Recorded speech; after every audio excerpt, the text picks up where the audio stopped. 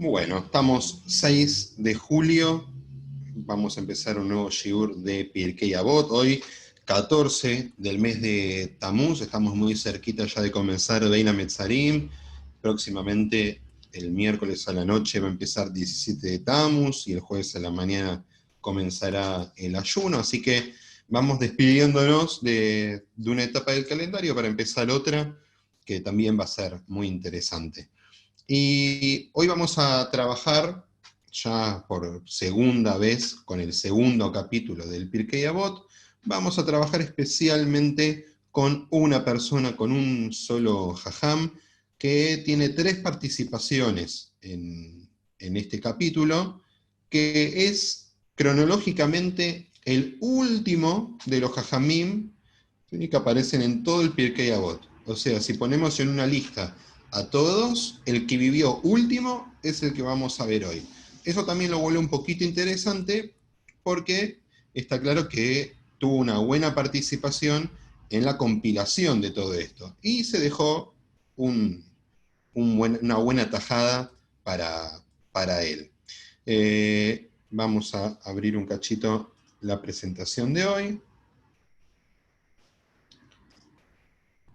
Muy bien.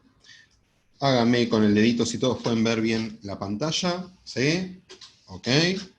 Bueno, 13º shiur, vuelvo a mostrar siempre la misma línea del tiempo y con el sentido de que entendamos, así como dijimos la semana pasada, que estábamos transitando el final de Tjufat Tanaim, ¿sí? Aunque habíamos dicho que hace poquitas semanas dijimos que habíamos terminado la etapa de las zugot, de las parejas. El capítulo 2 ya empieza con el final de la etapa de los Tanaim, ¿sí? Porque después va a volver para atrás. Hoy estamos a un paso del abismo, digamos, no porque lo que venga sea malo, sino porque estamos a punto de caernos a la etapa de los Amoraim. Porque el sabio que vamos a ver hoy justamente es el último de la etapa de los Tanaim. ¿Sí? Así como nos pasaba con Hillel, que no sabemos si es el último de una etapa o el primero de la siguiente, acá nos va a pasar lo mismo. No vamos a, no se puede distinguir bien si estamos hablando de un Tana o ya de un Amorá. ¿Sí? Se está hablando de una de las personas de la época de los Amoraim. Lo que sí sabemos es que con quien vamos a trabajar hoy, ¿sí? Saco un cachito, es Rabán Gamliel ben Rabí Yehuda Nasi, ¿sí? O Benosh el Rabí Yehuda Nasi.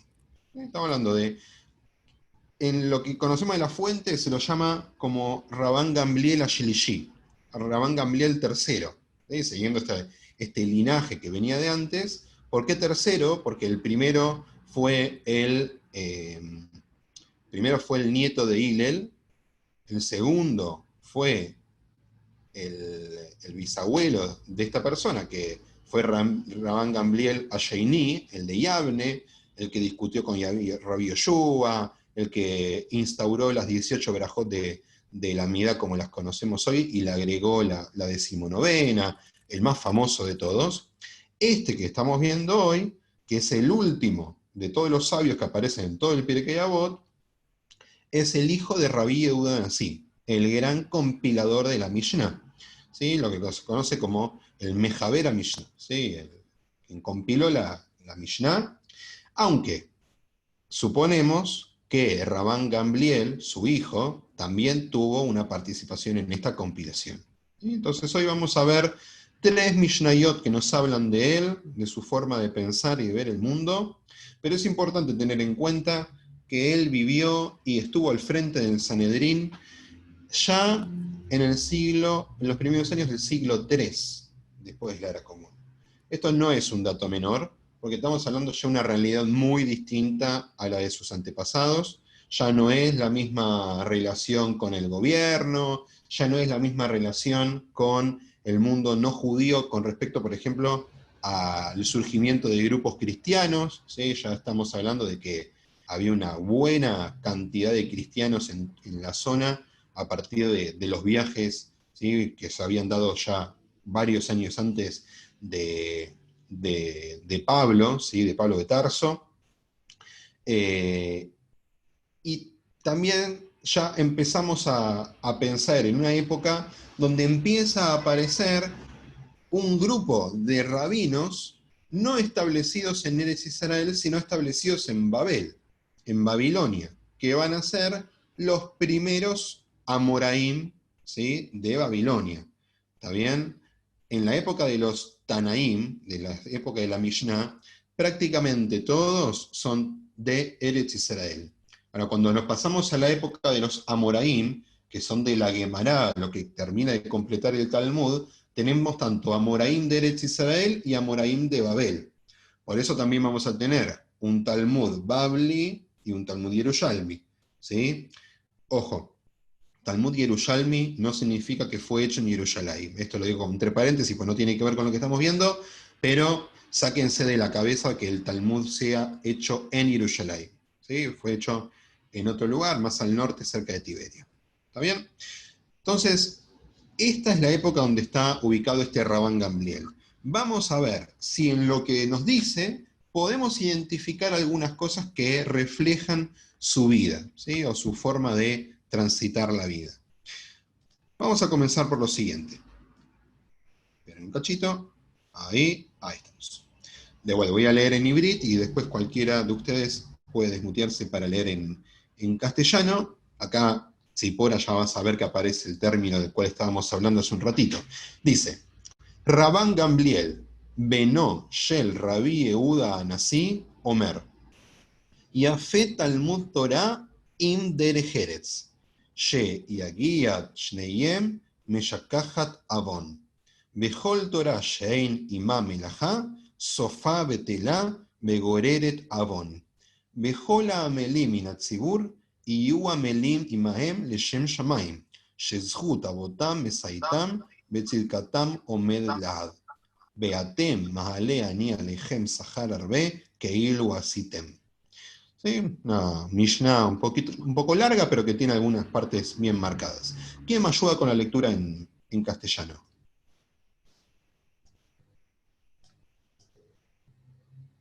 Quien quiera, quien quiera. Adelante. Leo. Dale. Rabán Gamiel, hijo de Rabí Yehuda Anasí, dijo, el estudio de la Torá debe complementarse con Derech Eretz, pues la dedicación a ambos nos hacen olvidar la transgresión. Todo estudio que no va acompañado de trabajo finalmente se anula y conduce al error. Aquellos que rigen los destinos de la comunidad deben hacerlo por amor a Dios. Solo entonces serán continuadores de la obra de sus predecesores, perpetuando así su rectitud hasta la eternidad. Para ustedes, Dios considerará vuestras buenas intenciones como realizaciones concretas. Ok. Es interesante lo que dice y aparece esto de Derech Eretz que vamos a discutir ahora. Quiero que tratemos de pensar como segmentos de todo esto. La primera, estudio de Torá y Derech Eretz, cómo se relacionan entre ellos, que según dice Rabán Gamliel tiene que ver con algo que se complementa. Después, el estudio y el trabajo, también menciona, ¿sí? Y habla de los que dirigen las comunidades, ¿está bien? También vamos a hablar un poquito de eso. Al final termina diciendo, habla de lo que se llama Zhut Abotam, del Zhut de los padres, también del mérito de los padres, y después cierra con la última frase. Vamos con el principio. Ahí te vi, Golde, a ver, te doy la palabra. ¿Qué es Sí, yo también quiero saber. Bueno, ahora Sí. lo vamos a ver. Dice, Yafet Talmud Torah im Derech Eretz, Sheyagiat Shneyem Meshakahat Avon. Es bueno, ¿sí? Yafé no de lindo, sino que es bueno, ¿sí?, el estudio de la Torah con Derech Eretz, porque las dos cosas en conjunto nos hacen olvidar la transgresión, ¿sí? Talmud Torah, más o menos que entendemos qué es. Sabemos que es el estudio de las fuentes, pero también de la tradición del pueblo de Israel. Digo, no tenemos que obviarlo tanto, porque no es tan sencillo. Digo, Talmud Torah también es ponernos a leer un libro de cuentos hasídicos? Y de alguna forma sí, de alguna forma no. ¿Está bien? No es técnicamente Talmud Torá, pero también nos pueden traer enseñanzas de Torá y eso de alguna manera. O sea que Torá es en un sentido amplio, ¿sí? El estudio. Ahora, Derech Eretz tiene varios significados distintos. Voy a empezar proponiendo que Tzipora o Jorge, que hace un ratito están hablando sobre el concepto en Yiddish, nos cuenten a ver qué conocen ellos a partir de su experiencia previa. Quien quiera, adelante. ¿Puedo? Sí, ¿Sí? sí. Bueno, Derech, yo considero que Derech Eretz lo utilizamos cuando queremos significar el buen comportamiento o los buenos modales. Ok. Por ejemplo, ¿cómo yo sería para puedo, vos una persona con Derech Eretz? Dale, Tzipora. para mí en Yiddish, derjeres quiere decir respeto. Cuando un padre le hablaba a un hijo, siempre le decía, dirás tú un derjeres fardimame un faruntate. Vos tenés que tener respeto por tu padre y por tu madre. Pero acá, como está escrito, derech es camino y eres es la tierra. Eso es lo que no entiendo, porque no está escrito todo junto como lo escribo yo. Ujú. Quizás está haciendo alusión a una forma de conducirse en la vida, ¿sí? A una forma de transitar el camino en el cual estamos en esta vida sobre la tierra. ¿Está bien? De Jerez tiene, según algunos comentaristas y algunos que van tratando de aunar los conceptos, porque puede aparecer en distintos lugares, pero sin significar lo mismo, Derech Eretz puede tener que ver, por un lado, y así se usa hasta hoy en día, con un sentido de modales, de respeto, de conducirse bien, de un panteón de valores éticos y morales que van guiando la forma de conducirse en la vida. Si uno tiene Derech Eretz, hay un montón de situaciones dilemáticas que las resuelve de una forma y no de otra, porque tiene cosas que son primarias y fundamentales y las respeta, ¿sí? Que tienen que ver con la convivencia, tiene que ver con la empatía, tienen que ver con la justicia. Todo entra en Derech Eretz. Digo, así como Talmud Torah a veces es ambiguo, porque entraría como el estudio de todo, casi, en Derech Eretz también a veces es medio ambiguo, porque entraría como, bueno, todo lo que haría que una persona sea buena es Derech Eretz. Y de alguna forma es correcto, pero de alguna forma también hay como que acomodarlo un poquito o delinearlo un poquito. En otras concepciones, y creo que a partir de lo que fui leyendo también, Rabban Gamliel puede estar haciendo referencia, Derech Eretz también tiene que ver con las buenas formas de hacer negocios, ¿sí? Cómo se conduce uno frente al trabajo, ¿está bien? Entonces acá no solamente puede estar hablando de algo moral, ético, también puede estar hablando de el trabajo en sí mismo, ¿sí? Esto se conecta mucho con lo que dice después, entonces tiene algo de sentido, porque si nos fijamos, dice, Mejol Torah she'ein imam melajá sofá betela begoreret abon. Todo estudio, ¿sí? Torah como estudio, no Torah como los 5 libros de Moshe. Todo estudio, she'ein imá, que no tiene con ella, ¿sí? Ese puntito de la Hei es justamente lo que indica que es con ella, ¿sí? Con la Torah. Melajá, melajá como trabajo, como labor. Sofá, su final, betelá, ¿sí? Se anula, begoreretabón, y conduce a la transgresión. Entonces, podemos pensar que acá también Rabban Gamliel se está refiriendo al trabajo específicamente, ¿sí? Ahora, ¿qué nos quiere decir cuando nos dice que el estudio de Torah tiene que ir acompañado por la melajá, por el trabajo, o incluso que tiene que ir acompañado por Derech Eretz en el sentido moral y ético? ¿Qué es eso? ¿Cómo? Acciones concretas. ¿Se acuerdan que, bueno, va a aparecer nuevamente, pero la idea de que estudiar algo y no llevarlo a la práctica nos deja como a medio camino, ¿sí? Pero ¿qué más? ¿Qué más les surge? ¿Con qué cosas lo relacionarían? A ver, Ahora, está claro.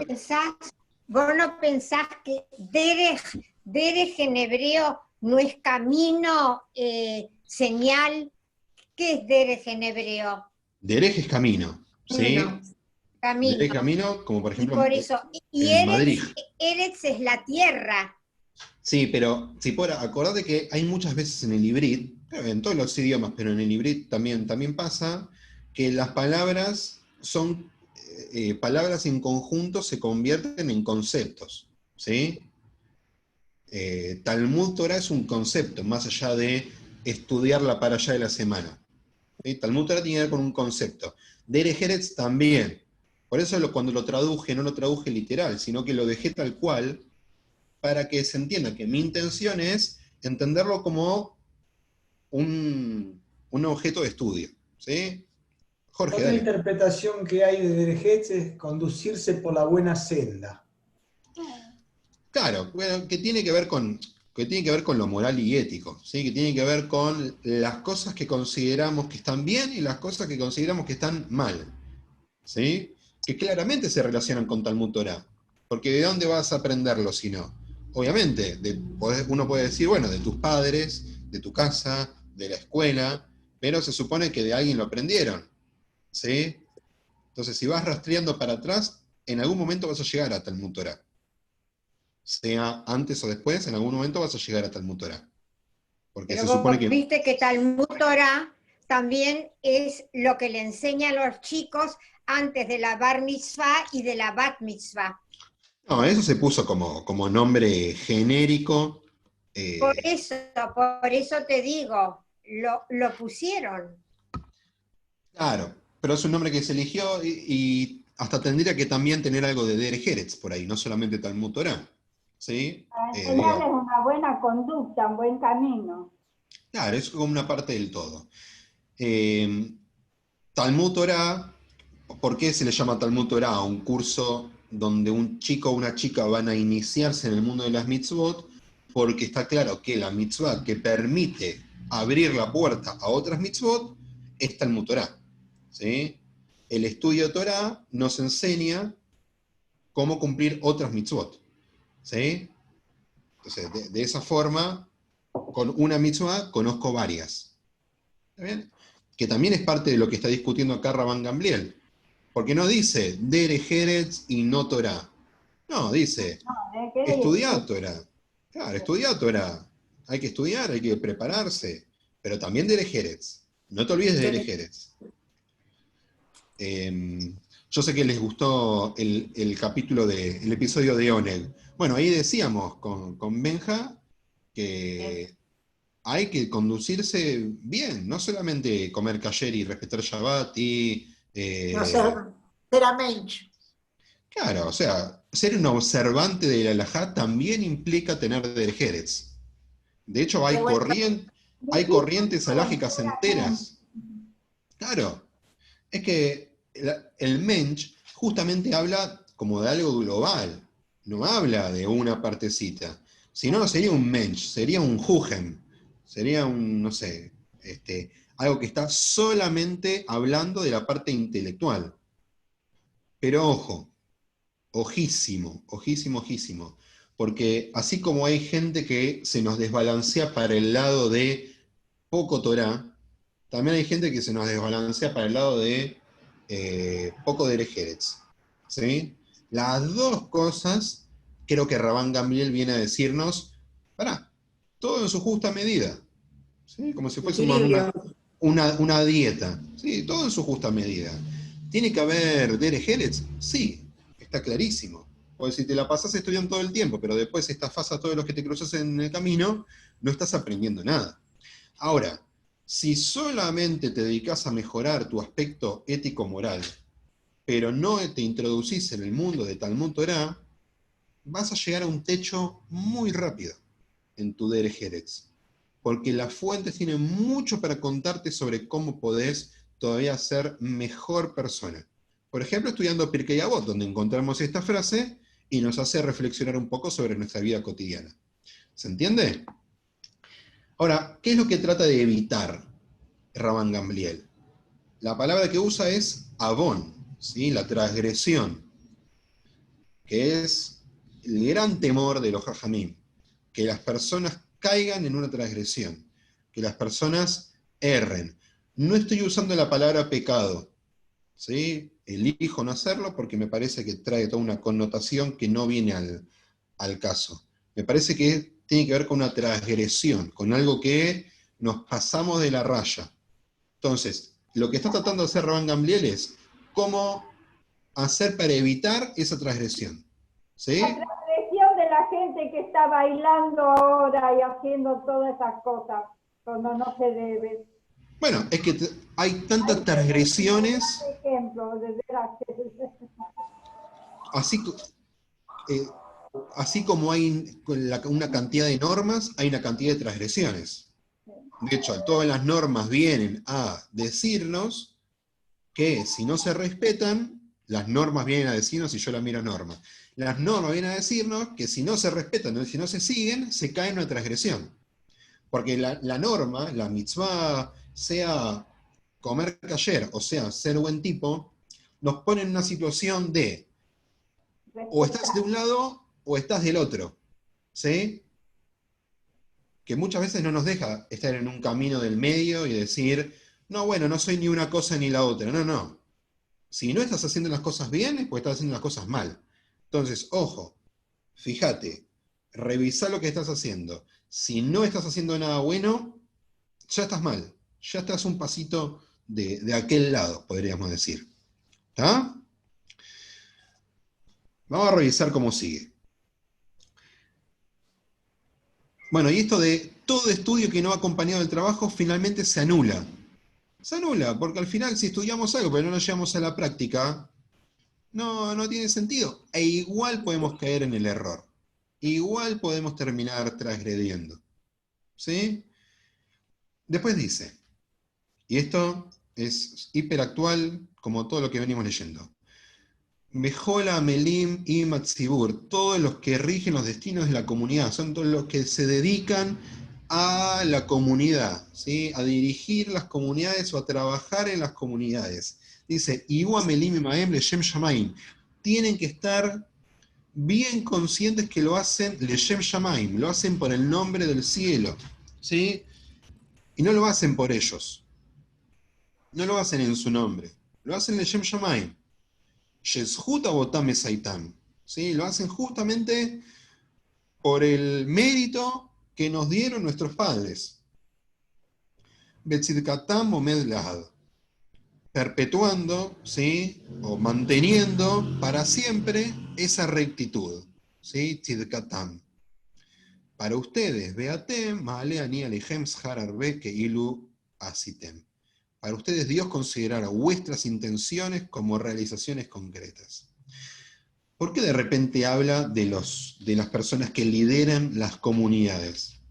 Acá los comentaristas van a decir algo muy interesante porque si lo leemos hoy es súper actual, que es el trabajo en la comunidad es ingrato, empiezan diciendo los comentaristas. Y tienen razón. Digo, yo sé que acá, no sé si todos, pero sé que varios han participado alguna vez en alguna subcomisión, comisión, ayudando en algún proyecto, en algún evento, en algo de lo que tiene que ver con la organización de lo comunitario. O tienen algún contacto, no por contacto de un llamado, sino tienen alguna experiencia cercana, de alguien cercano que se ha desempeñado en un rol de estos.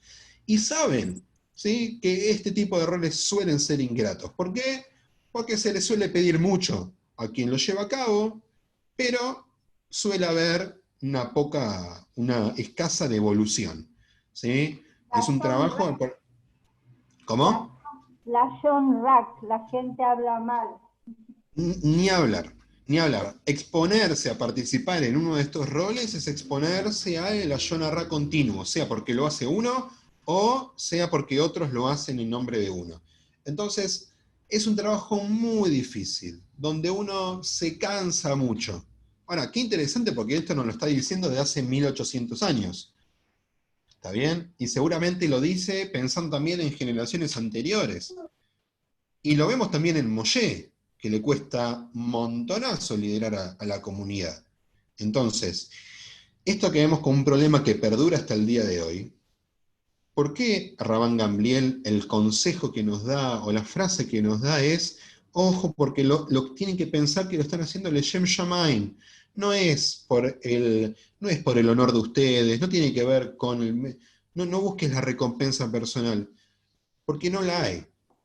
Está claro, y a cada uno se puede ocurrir algún ejemplo de alguien que haya participado en alguna actividad comunitaria solamente para escalar alguna posición personal y así poder cerrar un negocio, conseguir otro trabajo. No digo que esté bien y que esté mal, no sé, no lo voy a poner en tela de juicio ahora, pero lo que nos está diciendo Rabban Gamliel es, se trabaja para la comunidad Leshem Shammai, porque es lo que el Kadosh Baruj Hu busca de nosotros. Y porque a fin de cuentas alguien también tiene que ocuparse de eso, ¿sí? Porque más allá de estudiar y de demás cosas, alguien tiene que ocuparse de la Hebre Kadisha, de los Batei Knesset, de los Batsei Sefer, ¿sí? O sea, de los entierros, de los templos, de las sinagogas, de las escuelas, ¿sí? O sea, no siempre es tarea de los rabinos, ¿sí? No siempre es tarea del conductor espiritual, tiene que ser una tarea general. Ahora, digo esto y abro para que discutamos. Algo que vemos es que, por lo general, el trabajo voluntario de quienes lideran las comunidades no siempre va acompañado de este Leshem Shamaim, de este objetivo Leshem Shamaim, ¿sí? Y no porque busquen un beneficio personal, sino porque a veces como que hay mucha distancia entre la práctica, que se supone que debería ser como la ideal, y la práctica que hace quien conduce una comunidad. Hago un paréntesis, no estoy criticando a nadie en particular, ni nada. Si alguien ve este video una vez en 50 años y me viene a buscar, yo voy a estar en una comunidad en Saturno, bueno, le digo que no me estoy refiriendo a nadie en particular. Me estoy refiriendo a que podríamos pensar que es tan lógico para un dirigente de una comunidad que tenga derech eretz, que sea buen conducido en la vida, y que al mismo tiempo cumpla mitzvot, por ejemplo, y entendemos que tiene que haber Talmud Torah y derech eretz, las dos por igual, como dice Rabban Gamliel. Abro debate. ¿Cuál tiene que ser el mejor modelo de un director comunitario?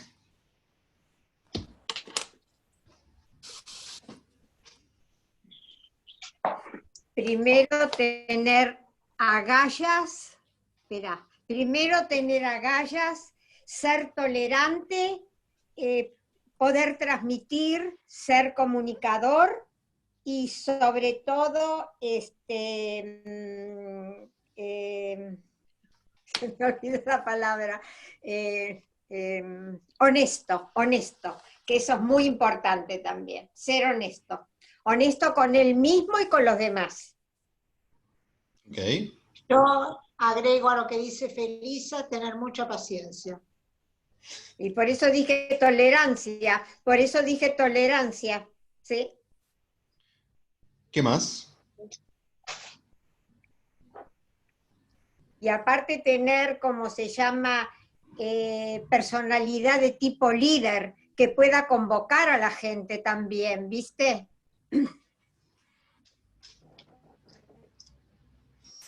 Hay una realidad en todas las comunidades, por ejemplo las de Buenos Aires en particular y las del interior. Todos los que la dirigen por ideales. Entonces, normalmente cuando vos dirigís algo por ideal, normalmente te vas chocando contra paredes y es muy difícil a veces volver para atrás y arrancar de vuelta. De vuelta a esto de la ingratitud. Es un trabajo ingrato. Es un trabajo ingrato. ¿Sí? Yo nunca trabajé como dirigente, pero sí trabajé como Madrid.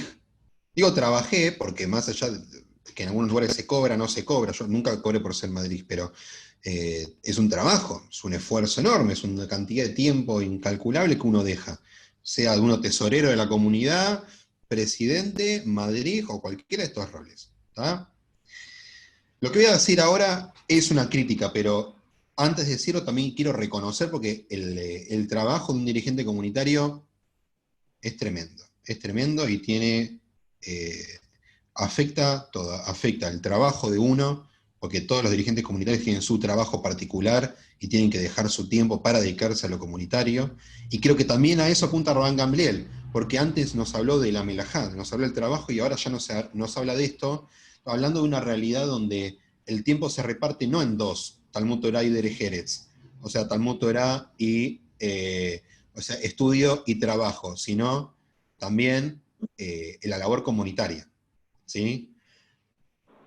Pero la pregunta es, Tzipora hizo un excelente desarrollo de cualidades que tiene que tener un director, una persona que se dedica a lo comunitario. ¿Comer kasher tiene que estar en ese listado? Tendría que estar. Sí.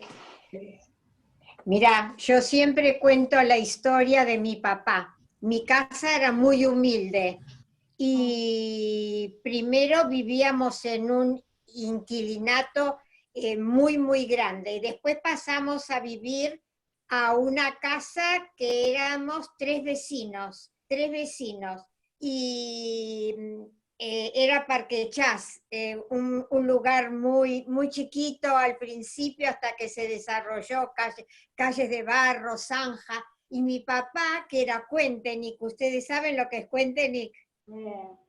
Sí, Bueno, sí. mi papá sí. que era Cuentenic, como se llama, él cuando no había templo en Parque Chas y no había nada, él empezó a ir casa por casa de todos los judíos que había en el barrio para juntar plata para hacer un shule. Primero que todo para hacer un jardín de infantes y después un shule.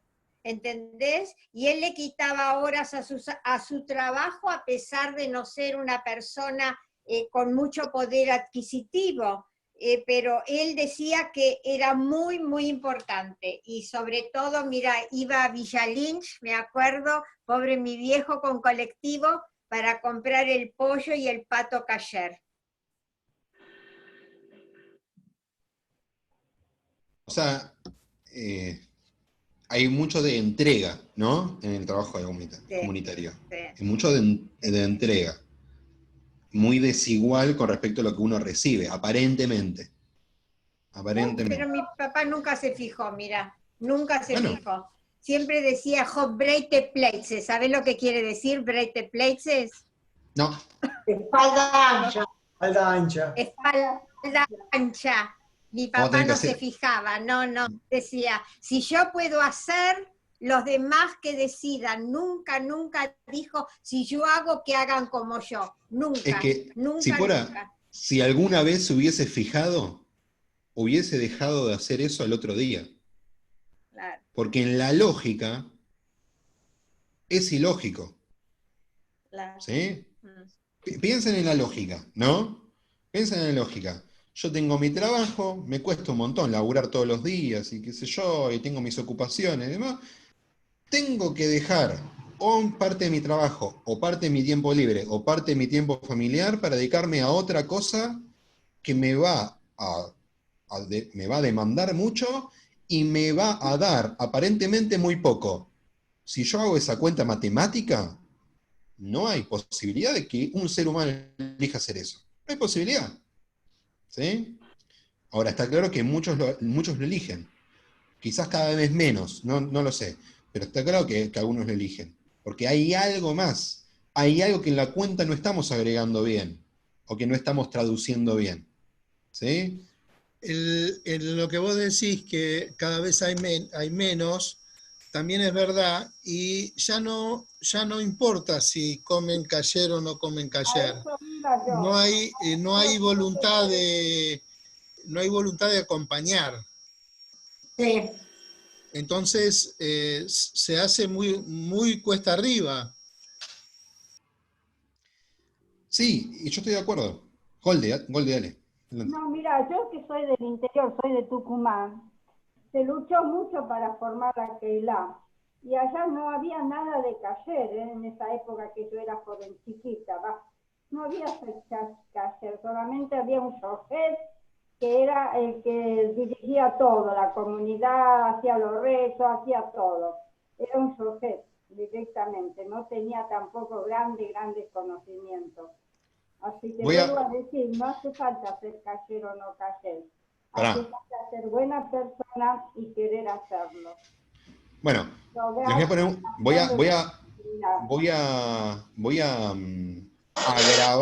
voy a agravar mi postura, ¿sí? Porque para mí sí hace falta que coma kasher. Pero voy a agravar mi postura. Se puede ser, de vuelta tengo miedo en caer en un caso particular y quiero de vuelta asegurar que no estoy hablando de nadie en particular. ¿Se puede ser presidente de una comunidad y estar casado que no sea del pueblo de Israel? Sí, sí. No digo que, a ver, Yo no digo, conozco. no, por eso, esperá, hago una aclaración. No digo se puede, no sé, o sea, sí, puede pasar, está claro que puede pasar. Pero digo, ¿es correcto para el rol que ocupa que pase algo así? Sinceramente, digo, puede que pase lo que pase en la realidad, lo veremos. Pero, ¿es algo coherente con el rol? No.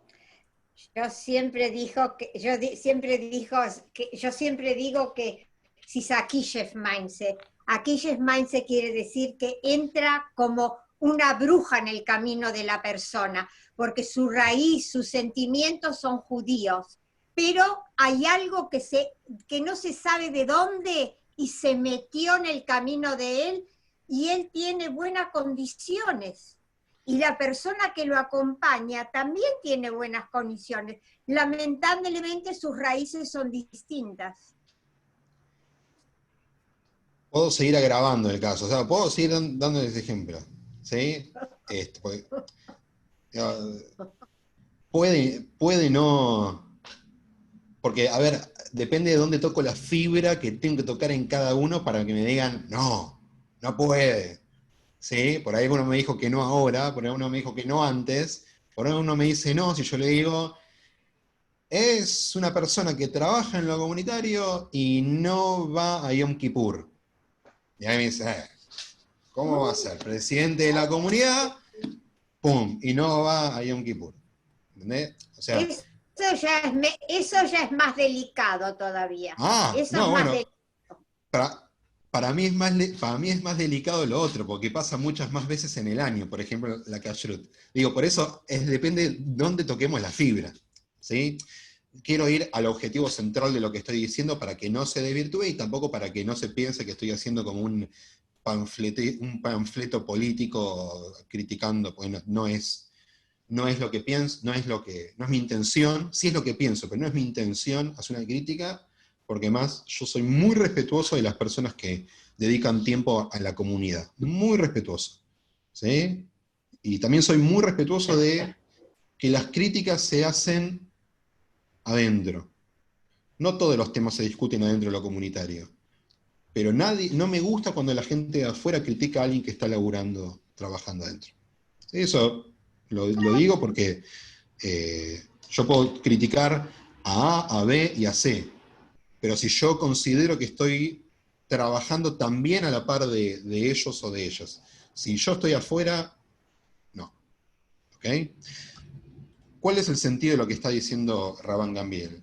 Él nos está diciendo, esto es ingrato, tenés que acordarte que lo estás haciendo Leshem Shamayim, lo estás haciendo por el nombre del cielo, lo estás haciendo por un sentido mucho más grande de lo que es tu persona e incluso tu comunidad, porque lo estás haciendo en un sentido colectivo de todo el pueblo de Israel. ¿sí? Eso es una persona que aporta al pueblo de Israel. ¿Vieron cuando en el Sidur, página 214, si no me equivoco, 213, lo voy a ir buscando mientras, se hace un Milleveras por la comunidad? Me equivoqué de página, no puedo creer, yo que me acuerdo de las páginas de memoria, ¿no? 212, que dice: protege a los que se dedican al servicio y la comunidad y la reconstrucción de Eretz Israel con fe y verdad. ¿Sí? Está claro que nosotros tenemos, ¿sí?, una oración para pedir que a ellos les vaya bien. Porque si a ellos les va bien, a la comunidad les va bien. ¿Está bien? Pero lo que dice Rabban Gamliel es, ojo, porque ellos vienen trayendo el Zhut Abotam, trayendo el mérito de sus padres. Ellos tienen que tener la humildad necesaria, suficiente para entender que ellos vienen a aportar un poquito más de aquellos que vienen aportando todos nuestros padres desde Abraham Avinu hasta acá. ¿Sí? Y que nosotros todavía no hicimos los méritos, ninguno de nosotros hizo los méritos suficientes, y que dependemos de ese mérito de Abraham, de Isaac y Jacob. Y así lo empezamos en la Midá, cuando empezamos diciendo Eloheinu, Elohei Aboteinu, Elohei Abraham, Elohei Isaac, Elohei Jacob. Porque sin el mérito de ellos, nosotros nos faltaría algo. Nos faltaría algo. ¿Sí? ¿Vieron? Rabban Gamliel no anda con pavada, ya se va al hueso. Vamos a ver la segunda Mishnah y vamos a ver si llegamos a trabajar también la tercera. La segunda, mucho más chiquita, dice: Ebu Zeirim Barrashut, Be'ein Mekarbim lo la Adam el Aletzore Hatzman. Nirehin, que Oabin Bisheat Anaatan, Be'ein Omdim lo la Adam Bisheat Dochko. ¿Quién me ayuda con la traducción? Yo leo: sean cautelosos en sus relaciones con los gobernantes, pues ellos solo se acercan a la persona cuando sus intereses lo requieren. Parecen amigos cuando necesitan de ustedes, pero no los ayudan en tiempos difíciles. Una gran verdad. Hacemos una vaquita y lo ponemos como pasacalle en varios lugares de la ciudad de Buenos Aires, ¿quieren?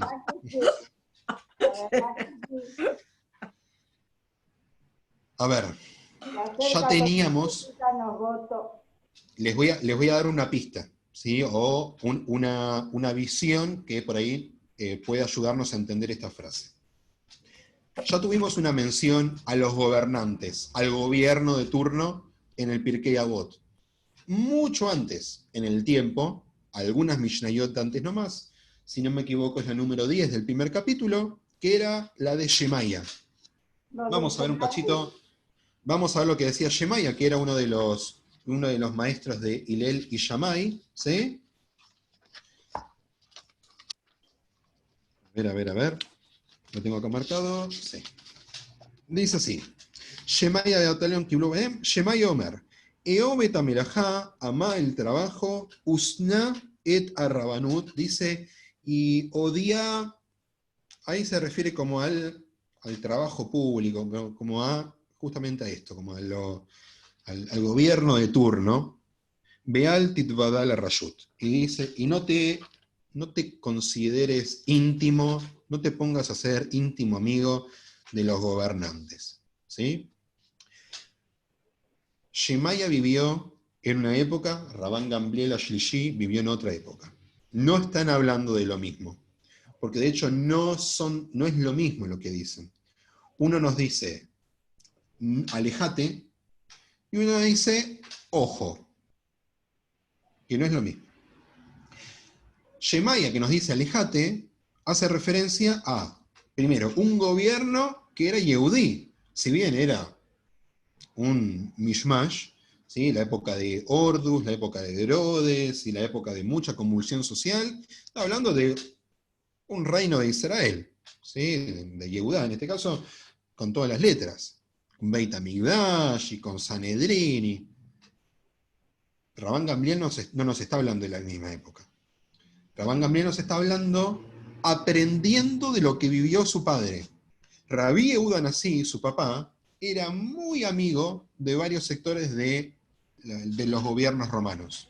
Muy amigo. De hecho, hay Mishnayot que hablan sobre una gran afinidad que tenía él con un tal Antoninus, que dependiendo los investigadores, algunos piensan que fue Marco Aurelio o Antonino Pius, ¿sí? Ahora no recuerdo bien el nombre del segundo, pero lo que viene a decir es que tenía mucho trato, pero que cuando él necesitaba algo, nadie le respondía al teléfono, ¿sí? Rabán Gamliel vio esto en su padre, creció con esta imagen, sabía todo el esfuerzo que hizo Rabí Yehuda Nasi para llevarse bien, para que no haya conflicto, para que todo eso que se generó como en un mal clima, que fue la guerra de Bar Kokhba, no se transmita a las generaciones siguientes y pudiesen haber Jajamim estudiando y generando contenido, escribiendo una Mishnah, etcétera, etcétera, etcétera. Pero también aprendió que no hay que considerarse, no hay que apegarse a esos gobernantes. Veamos un cachito de vuelta cómo lo dice. Zeirim Barrashut. Zeir es tener cuidado.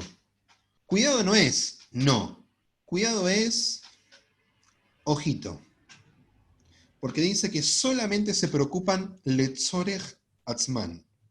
Solamente para preocuparse por ellos mismos. Y que cuando vos los necesitas, no aparecen. Y fíjense la expresión que usan. Bisheat dachko o dochko.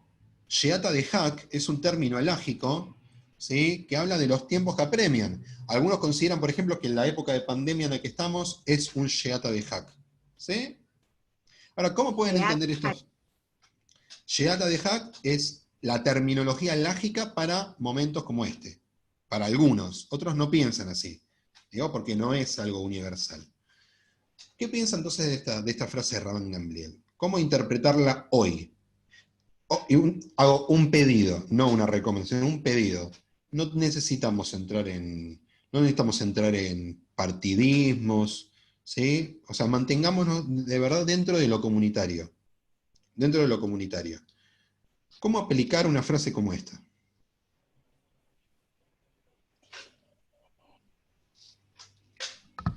A ver, si yo lo digo dentro del ámbito comunitario, estoy diciendo, puedo decir que las comunidades se están ayudando para que los más necesitados de cada una de sus comunidades tengan por lo menos un poco de ayuda. O sea, creo que en este momento todas las comunidades están haciendo una gran sede acá con un montón de gente que lo necesita. Pero no solo con la gente de la comunidad, ¿sabes? Con la gente de alrededor también. Así porque es, hay así muchos que están colaborando con los de alrededor. Sí. Pero pensemos también que hay organizaciones no judías que también están ayudando. Sí, por supuesto. Ahora, en la historia del pueblo de Israel, la relación con los gobernantes siempre fue un tema muy candente. ¿Por qué? Porque Rabán Gamliel ya nos está hablando de una época que nosotros también conocemos, que es una época del Futzá, una época de vivir fuera de un gobierno yehudí. Hoy tenemos Israel, sí, y es un factor que claramente es muy decisivo a la hora de pensar cómo una comunidad se relaciona con su gobierno local, porque Israel también está chusmeando ahí a ver qué pasa, para que las cosas no se salgan de donde se ¿Sabés tienen lo que estoy pensando? Dale. Estoy pensando en el atentado de la AMIA. A ver, por ejemplo, ¿en qué sentido? Que no se sabe. Que no se Pero no sabe. tiene nada. Que no Bueno, se pero sabe. no. Hubo acercamientos al gobierno, la gente que trató de solucionar y de ver, pero realmente no se sabe quién fue el verdadero atentado, quiénes son los que fueron. Bueno, yo ahí, Pero ahí hay muchos intereses creados. Nunca se va a saber. ahí estoy de acuerdo con Golde y me parece un muy buen ejemplo, porque es un buen ejemplo de que al gobierno de turno no le importa lo que te está importando a vos, ¿sí? Digo, más allá de los casos, y no viene al caso, el estrado del acto oficial de la AMIA es un lugar más político que relacionado con la búsqueda de justicia. Hacen pura pinta. Más allá de los casos, porque a mí no me gusta ninguno, pero, digo, ¿se entiende? O sea, es esa figura que se pone ahí, no sé, me parece que no leímos bien la Mishnah de Rabban Gamliel. Pero como decía, nosotros lo podemos ver a lo largo de toda la historia, ¿sí? En Polonia, por ejemplo, no sé cuánto conocen la historia del pueblo de Israel en ese sentido, pero en los siglos XVII, ¿sí? Específicamente, XVIII, cuando estaba creado lo que se llamaba el Badar Baratzot, ¿sí? Que era un consejo de todas las comunidades judías de la zona de Polonia, de la Rusia Blanca, ¿sí? Que estaba organizado en 4 territorios distintos y tenía como un consejo unificado. Se dedicaban a hablar todo el tiempo con el gobierno, no porque les gustase, sino porque tenían que definir a ver cómo podían hacer para vivir en paz, pagando los impuestos que había que pagar y para que nadie los vaya a atacar. Y había veces que les salía mejor, y había veces que, por ejemplo, ahora estamos en mes de junio, época que recuerda muchas de las matanzas de Khmelnytsky, ¿sí? En Europa Oriental. Ese era progrom, ya era progrom. Pero siempre, Tzipora, siempre tenía que ver con una decisión política de que se podía atacar a los judíos en ese momento. Siempre había alguien que liberaba una zona o que entregaba a los Yehudim. Entonces, los Yehudim tenían contacto con el mundo no Yehudí y se llevaban bien con el gobierno, trataban de que no haya rispideces, pero al final de cuentas, cuando había que sacrificar a alguien, la llave para entrar a los shtetls se la daban a quien convenía y que haga lo que quiera, ¿sí? Los chivos expiatorios, ¿no? Eso.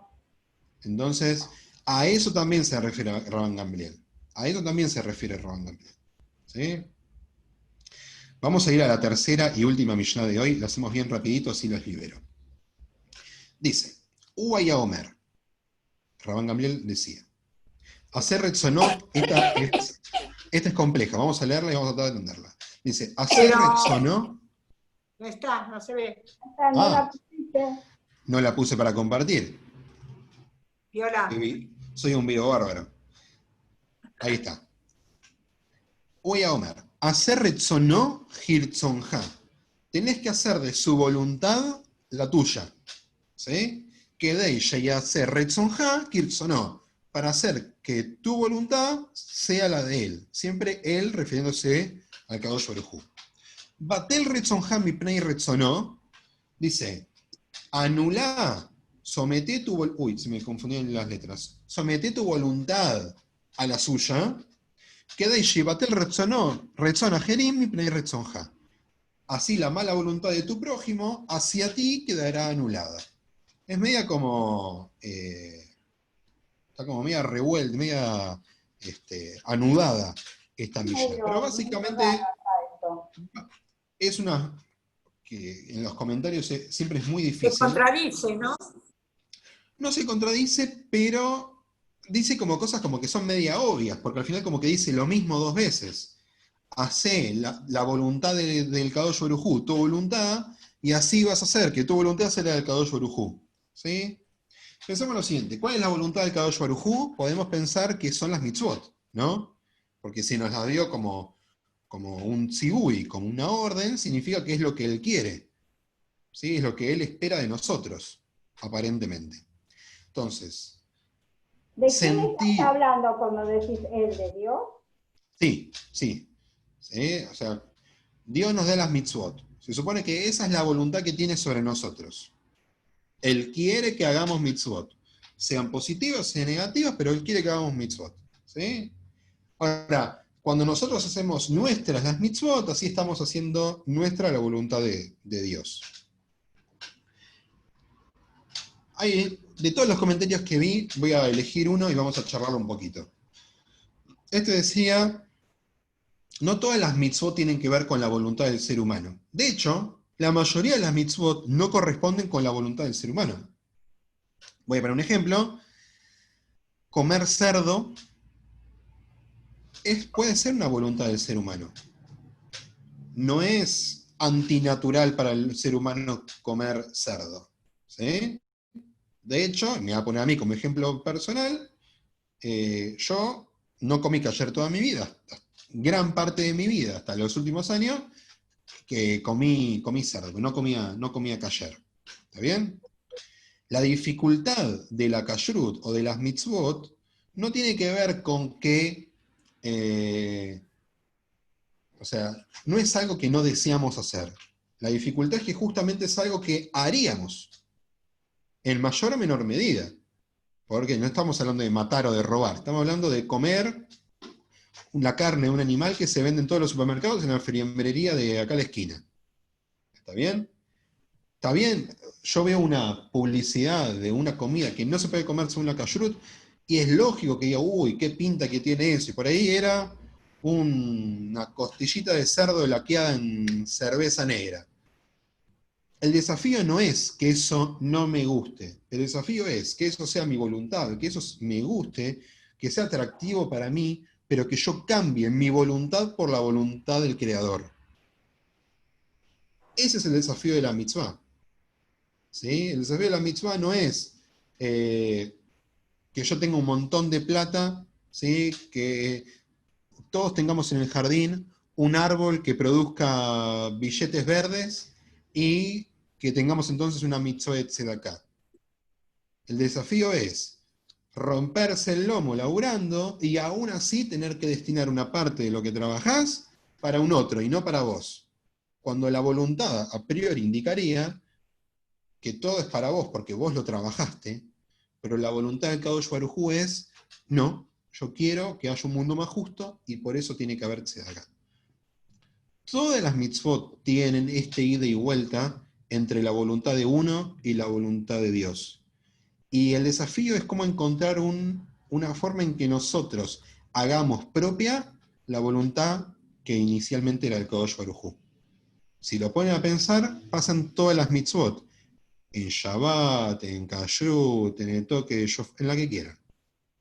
¿Sí? ¿Qué entienden de esto? ¿Qué se les ocurre? ¿Qué Mira, desafíos tiene? Perdón, en el libro que yo tengo de Mishnah hay un comentario de Hillel que es muy lindo. No te apartes de la comunidad hasta el día de tu muerte. No estés seguro de ti, no juzgues a tu prójimo hasta no estar en su lugar. Yo sé que tenés muchas ganas de que ya sea la semana que viene. Esa es la Mishnah de la semana que viene. En algunas ediciones aparece junto con esta que acabamos de ver. ¿Sí? Hay distintas ediciones de Pirkei Avot y puede variar. Pero ella es la Mishnah de la semana que viene. Pero está bien. Sí, porque acá está corrida hay una Mishnah más de la que vos nos vas diciendo. Sí. Eso pero puede justo pasar. Cae sobre la misma. Yo elegí una forma de contabilizarlas que me deja esta Mishnah que vimos recién junto, o sea, aparte, y me deja junto con las anteriores para trabajar hoy a solo una persona. ¿Sí? Pero ¿qué piensan de esto? ¿Cómo hacemos para estabilizar nuestra voluntad y la voluntad del Kadosh Baruj Hu a través de las mitzvot? Yo pienso que primero sentirse uno bien, para poder hacer bien al otro. Ok. Y si estamos hablando de una acción que no tiene que ver con un otro, por ejemplo, no sé, por ejemplo, rezar 3 veces por día es una mitzvah, hacer tefila es una mitzvah, pero no tiene que ver con un otro, o a priori no tiene que ver con un otro. ¿Cómo hacemos para que esa voluntad que es... Vos a ver, yo al menos, trato de hacer algo, ponele que sea para el otro, pero sintiéndome yo bien, no pensando si al otro le va a hacer bien o mal, sino que lo que hago lo hago yo con amor, con paciencia, con afecto, y no espero más nada. Bueno, pero ¿qué pasa cuando eso no No sé pasa si con me un otro? expliqué bien. Sí, sí, se entendió. Yo creo que algunos jajamín en algunas semanas te van a salir a discutir, pero yo lo entendí perfecto. Lo que pasa es que para que haya una acción que no tiene que ver con el otro, primero tiene que haber un conocimiento, es decir, tenés que saber que existe eso, tenés que hacer de esto Talmud Torah, tiene que ir de la mano de una reflexión para que puedas apropiarte de eso y que te lleve a una acción. Puedes hacerlo nada más que pensando que porque es una mitzvah, Baruch Hashem lo dijo, bueno, listo, la cumplo, pero, y te sentís obligado, pero también hay otros caminos que no van por ahí, y medio que es lo que se apunta a este espacio, que es, bueno, el conocimiento, la reflexión, y eso va de la mano de la acción. Ahora, fíjense interesante, porque el padre de este muchacho, vimos la semana pasada que hablaba mucho de Torah Tagmul, de los premios y los castigos por el cumplimiento o el incumplimiento de las mitzvot. Y acá él lo lleva a un plano distinto, porque no nos dice cumplir las mitzvot porque te va a pasar algo, porque tenés que transformar tu voluntad a partir de la voluntad de Dios. Y esto, está bueno, lo que decís, no tenemos que pegarlo con hago porque hay que hacerlo. ¿Sí? Hago porque me convenzo de que hacerlo. La palabra voluntad es una palabra muy fuerte. No dice que tus convicciones no existan y que sean las convicciones de Dios nada más. No, dicen que la voluntad es la energía, es el combustible, ¿sí? Es lo que te impulsa a hacer algo. La voluntad tuya tiene que ir de la mano con la voluntad del Kadosh Baruj Hu. Cuando el Kadosh Baruj Hu te dice, para hacer un mundo más justo, para que sea una persona más justa, para que una persona sea santa, ¿sí? Para que tenga un cumplimiento holístico, completo de todas las mitzvot, tiene que seguir esto y esto y esto y esto y esto, uno tiene que convencerse de eso. Yo lo que acuerdo con Ale es que eso se logra con estudio. Se logra con estudio. El que crea que puede cambiar su voluntad por la del Kadosh Baruj Hu solamente porque dice, bueno, cambio todo y empiezo a... No está cambiando su voluntad. Y no lo sentís. Está resignándose a aceptar la voluntad del Kadosh Baruj Hu. Y acá lo que dice Rabban Gamliel es que la voluntad del Kadosh Baruj Hu tiene que ser tu voluntad. No que vos ya no tengas voluntad, sino que se aúnen, que se fusionen. Vos tenés que entender el mensaje de la tradición judía para entender cómo llevarlo adelante. No te está diciendo resignate, deja de pensar por vos mismo, y no importa por qué se come kasher, no importa por qué se toca el shofar, no importa por qué leemos Megilat Esther, hacelo, porque es lo que hay que hacer, y no. Te está diciendo, Dios tiene una voluntad. Dios creó el mundo con un objetivo. Tu objetivo es entender ese objetivo. Y una vez que lo entendiste, aunarlo con lo que vos crees. Y ahí vas a experimentar un judaísmo pleno.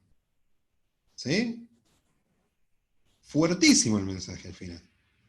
Que se conecta con todo lo anterior. Con Talmud Torah, con Derech Eretz, con el trabajo en la comunidad. ¿Sí? Se conecta con todo. De alguna forma, Rabban Gamliel Ashlishi nos dio un mensaje perfecto. Nos dio un mensaje que cierra por todos lados. ¿Podemos estar de acuerdo o no? Eso se los concedo porque también es parte de la tradición. Pero lo que dijo es redondito. Norma, los grandes mensajes no tienen época. Los grandes mensajes no tienen época. Y eso es lo que le pasa a la Torá. La Torá nos parece eterna, porque es eterna, porque su mensaje no caduca. ¿Sí? Lamentablemente, porque si hay que todavía salir a aclarar, no matarás, y por eso la Torá sigue siendo eterna, habla bien de la Torá, pero también habla mal de nosotros. ¿Sí? Y lo que pasa es que el hombre con el correr de los tiempos y la modernidad y los grandes descubrimientos, empezaron a dejar de lado los principios. y buscar principios acorde a sus necesidades. Eso es lo que... Justamente lo que tienen los principios es que no se acomodan. ¿Sí? Ese es el desafío. Si se acomodan, dejan de ser principios, pasan a ser secundarios. ¿Sí? Porque hubo algo que les ganó la pulseada. Bueno, Gebre, no les quiero sacar más tiempo. Antes que te vas, poneme la segunda, por favor. Poneme la segunda que no la terminé de copiar bien y la quiero tener. Espera, hagamos una cosa. Voy a dejar de compartir, voy a dejar de grabar, ¿sí? En este momento. Está bien, está bien.